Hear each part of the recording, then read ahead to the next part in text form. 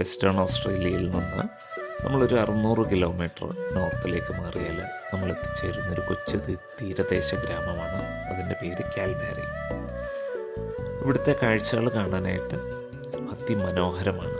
ഇവിടെ ഒരുപാട് നാച്ചുറലായിട്ടുള്ള sand stone formations ഉണ്ട്. അപ്പോൾ അതിൽ ഒന്നാണ് നമ്മൾ ഈ കാണുന്ന ഐലൻഡ് റോക്ക് ഫോർമേഷൻ എന്ന് പറയുന്നത്. വലിയൊരു പാറക്കഷ്ണം വെള്ളത്തിലേക്ക് വീണ് പിന്നെ വർഷങ്ങളോളം തിരമാല വന്ന് അടിച്ച് അതിനെ രൂപപ്പെടുത്തിയെടുത്തിരിക്കുന്നത് ഈ ഒരു ഷേപ്പിലേക്കാണ്. അതൊരു ദ്വീപ് പോലെ ഫോം ചെയ്തിരിക്കുകയാണ്. അതുകൊണ്ടാണ് അതിനെ ഐലൻഡ് റോക്ക് എന്ന് വിളിച്ചിരിക്കുന്നത്. അതുപോലെ തന്നെ മറ്റൊരു ഫോർമേഷനാണ് നേച്ചേഴ്സ് ബ്രിഡ്ജ് എന്ന് പറയുമ്പം പറഞ്ഞ പോലെ തിരമാല വന്ന് അടിച്ച് അടിയിൽ കൂടെ ഒരു ദ്വാരം ഉണ്ടായിരിക്കുകയാണ്. അപ്പോൾ ഒരു ബ്രിഡ്ജ് പോലെ ഫോം ചെയ്തിരിക്കുകയാണ്. അത് കാണാനും നല്ല ഭംഗിയാണ്. തിരമാല വന്നടിക്കുന്നത് കാണാൻ നല്ല ഭംഗിയാണ്.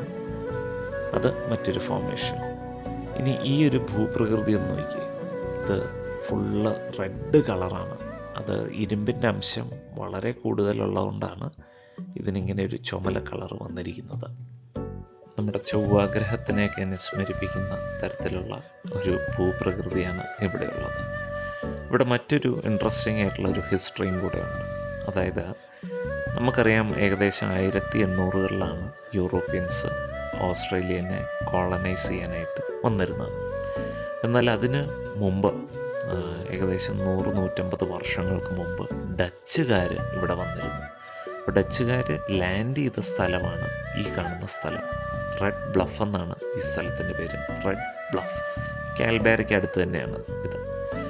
അപ്പോൾ ഇവിടെ വന്ന് ഡച്ചുകാർ ഈ സ്ഥലമെല്ലാം കണ്ട് പരിശോധിച്ചതിന് ശേഷം ഇവിടെ ശുദ്ധജലമൊക്കെ കിട്ടാനായിട്ട് നല്ല ബുദ്ധിമുട്ടാണ്. അതുപോലെ തന്നെ മണ്ണ് ഇത് കണ്ടില്ല, എല്ലാം ഇങ്ങനെ ചുമന്നാണ് കിടക്കുന്നത്. അയണിൻ്റെ കണ്ടൻറ്റ്, ഇരുമ്പിൻ്റെ അംശം വളരെ കൂടുതലുള്ളത് കൊണ്ട് വളക്കൂറ് തീരെ അല്ല. ഇവിടുത്തെ മണ്ണ് തീരെ വളക്കൂറില്ലാത്ത മണ്ണാണ്.